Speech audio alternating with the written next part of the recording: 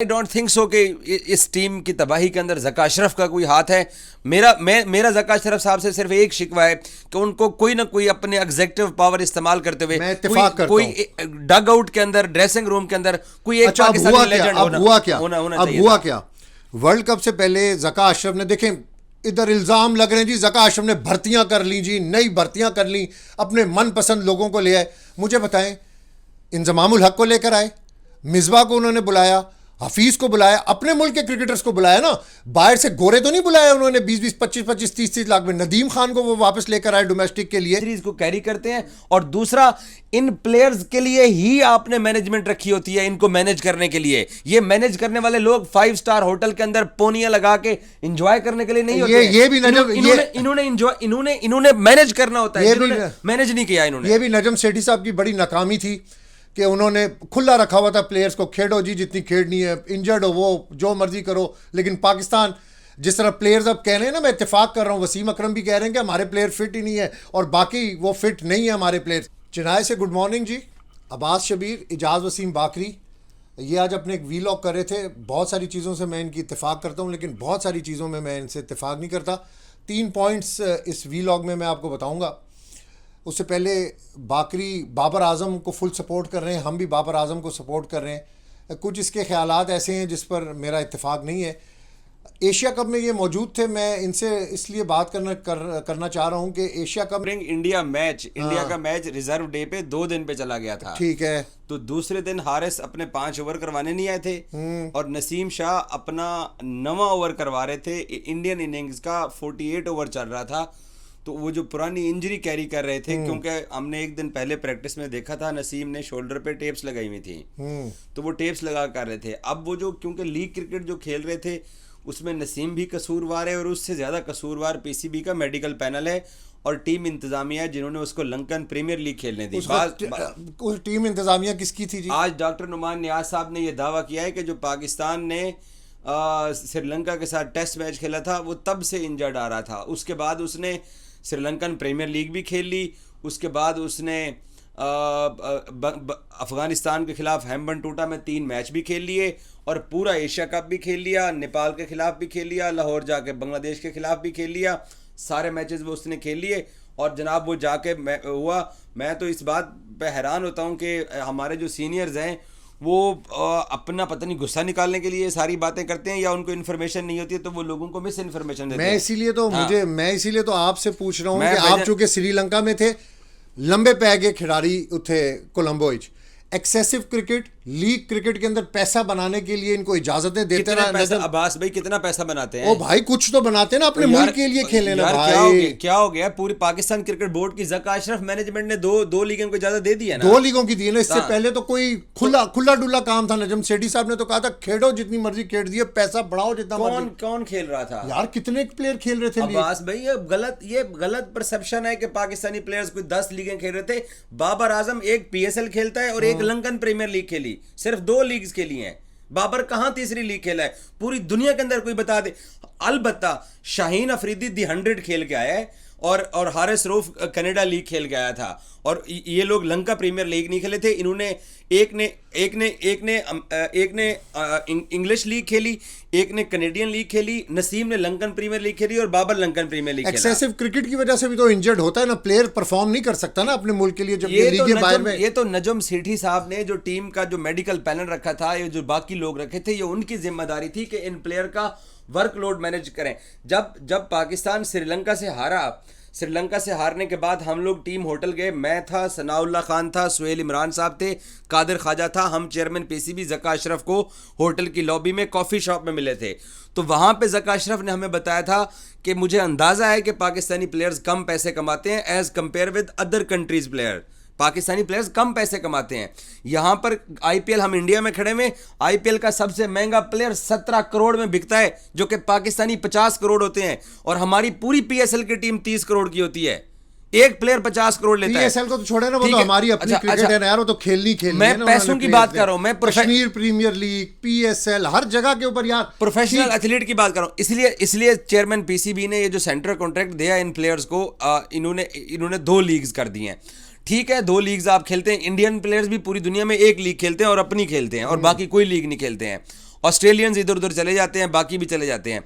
सो ये अच्छा है, लेकिन जिम्मेदार कौन है? एक इनफरादी तौर पर प्लेयर्स जिम्मेदार हैं जो अपनी इंजरीज को कैरी करते हैं, और दूसरा इन प्लेयर्स के लिए ही आपने मैनेजमेंट रखी होती है, इनको मैनेज करने के लिए। ये मैनेज करने वाले लोग 5 स्टार होटल के अंदर पोनियां लगा के एंजॉय करने के लिए नहीं होते। ये भी नजम इन्होंने मैनेज करना होता है, मैनेज नहीं किया इन्होंने। ये भी नजम सेठी साहब की बड़ी नाकामी थी कि उन्होंने खुला रखा हुआ था प्लेयर्स को, खेलो जी जितनी खेलनी है, इंजर्ड हो वो जो मर्जी करो।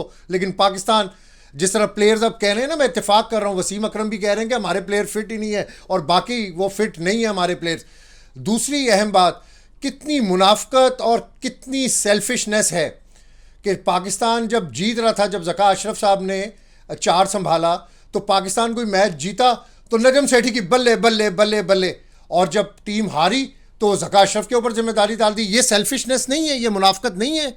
आप मुझे बताएं, आप टीम को बड़े अरसे से फॉलो कर रहे हैं, 10 साल से आप टीम के साथ ट्रैवल कर रहे हैं, हम तो इतना ट्रैवल नहीं करते, लेकिन ये सेल्फिशनेस नहीं है। आप जीतें तो क्रेडिट ले लें, आप हारें तो आप ज़का अशरफ के ऊपर मलबा डाल दें। यार ये कौन सी मुनाफकत है? देखिए, ज़का अशरफ का इस टीम के साथ कोई ना, वो बनाने के अंदर है टीम को, ये टीम बनी बनाई टीम थी। एक राना फ़हीम अशरफ को चेंज किया और हारिस को मेन स्क्वाड से लेके आपने रिजर्व में डाला है।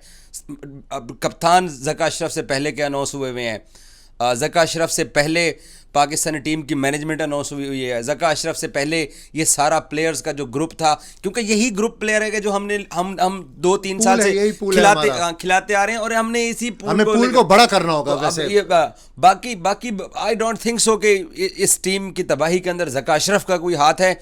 मेरा ज़का अशरफ साहब से सिर्फ एक शिकवा है कि उनको कोई ना कोई अपने एग्जेक्टिव पावर इस्तेमाल करते हुए कोई डग आउट के अंदर, ड्रेसिंग रूम के अंदर कोई एक पाकिस्तानी लेजेंड अब हुआ क्या?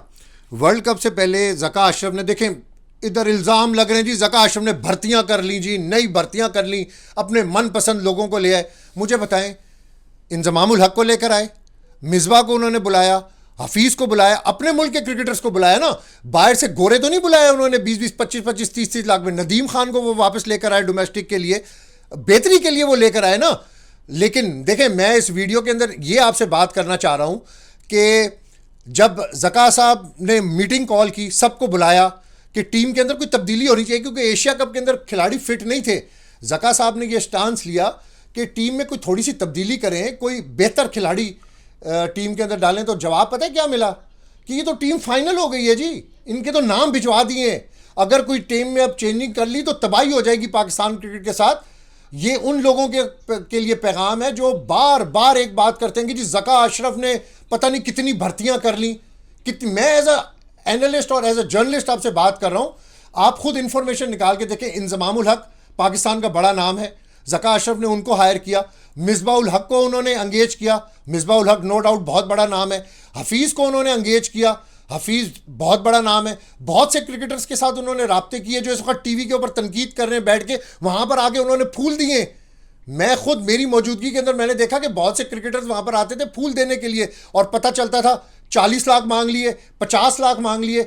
एक और प्लेयर है हमारे यूनुस भाई, बहुत बड़ा लेजेंड है, ठीक है, उनकी बहुत बड़ी कीमत होगी, लेकिन पाकिस्तान के लिए जब वो ज़का साहब के साथ उनकी या पीसीबी के साथ बातचीत शुरू हुई तो उन्होंने इतनी बड़ी अमाउंट मांग ली कि पीसीबी ने कहा कि इतनी बड़ी अमाउंट अभी हम नहीं दे सकते, क्योंकि अभी हम उस सिचुएशन के अंदर नहीं है। तो हमारे क्रिकेटर्स को भी चाहिए, जिनकी आप बार बार बात कर रहे हैं कि टीवी के अंदर बैठ के तनकीद कर रहे हैं, तो अच्छा है टीवी पे बैठे रहे, वहीं ठीक है, वहीं पे बैठे नहीं, इनको एंगेज करना चाहिए। देखें, आपने कल अपना वीलॉग किया, मुझे बड़ा पसंद आया, जिसमें आपने कहा कि ज़का साहब ने एंगेज कर लिया है प्लेयर्स को, और वो चाहते हैं कि और पाकिस्तान क्रिकेटर्स जो है एंगेज करें, लेकिन वो किसी गोरे को तो एंगेज नहीं कर रहे ना, हमारे अपने मुल्क को क्रिकेटर्स को एंगेज कर रहे हैं। तो इसमें इतना रोला डालने की क्या जरूरत है जी? इतनी बड़ी भर्तियां कर ली, कौन सी ऐसी भर्ती कर ली है उन्होंने जिसके ऊपर उनके ऊपर इतनी तनकीद कर रही है?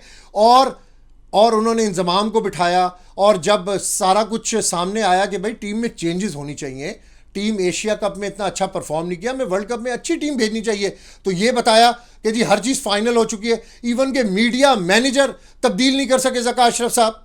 आप देखेंगे मीडिया मैनेजर की यहाँ पे क्या हालत है, उसको वो बेचारा नहीं है जी, पूरी लॉबी का हिस्सा है जी। ओ उत्थे सलमान नसीर ते उस्मान वाला ओ उन्होंने लैके ज़का अशरफ को टुर पे कि सर पता नहीं तबाही हो जानी मीडिया दी अगर तुसी इनू ना भिजवाया थे। यार खुदा दा वास्ता है, ऐसे लोगों से क्रिकेट बोर्ड को जान छुड़वानी चाहिए। ये लोग असल क्रिकेट की तबाही है। बड़ी मीडिया मैनेजर का क्या कसूर है अगर अब्दुल्ला शफीक से सेंचुरी नहीं हो रही? तो चलो अब्दुल्ला शफीक से सेंचुरी नहीं हो रही, वायरल इन्फेक्शन, जितने इश्यूज हैं यार। देखें आप, ठीक है मेरी बात से इत्तेफाक करें या ना करें, मैं इस हक में हूं। मीडिया मैनेजर को क्या चाहिए था कि पाकिस्तानी क्रिकेटर्स इंडिया में आए हुए हैं, रिजवान के बारे में यहाँ पर अच्छी मीडिया मैनेजमेंट बात सुन ले, मैं और आप इंडिया में खड़े हुए हैं, हम लोग वो खुल के नहीं बता सकते कि जो रिजवान के बारे में यहाँ ट्रोलिंग हुई और दिल्ली के एक वकील साहब ने जो रिजवान को इनके वो मीडिया के सामने लाना चाहिए था, रिजवान को मीडिया के सॉफ्ट इमेज क्रिएट करना चाहिए था। रिजवान हम भी पाकिस्तान के एम्बेसडर हैं, यहाँ इंडिया में सबको अच्छा ट्रीट किया जा रहा है। अगर कोई एक इक्का दुक्का लोग अगर उठ के कोई चीजें खराब करने की कोशिश करते हैं तो मीडिया मैनेजर का काम ये होता है कि वो अपने प्लेयर्स की अच्छी प्रोजेक्शन करने के लिए उनको सामने लाता है। अभी भी मैंने आज सुबह अपने वीलॉग में कहा है कि पाकिस्तानी टीम हार के बैठी हुई है, प्लेयर्स कब्रों तक महदूद हैं यार। तो प्लेयर्स को आने दो, बात तो ऑस्ट्रेलिया हारते हैं, न्यूजीलैंड वाले हारते हैं, आते हैं यार, वो बात करते हैं, वो आगे और वो अच्छा वो हमारी तरह इतने जज्बाती भी नहीं है, वो सीरियस मीडिया मैनेजर ही नहीं। तुसी हमारे घूमना फिरना नहीं देखा, नॉन सीरियस। हमारे मुल्क में तो अफगानिस्तान से उस रात हार के बाद लोगों ने खाना नहीं खाया, तो आखिर इस सदमे को ओवरकम भी तो करना है किसी ने।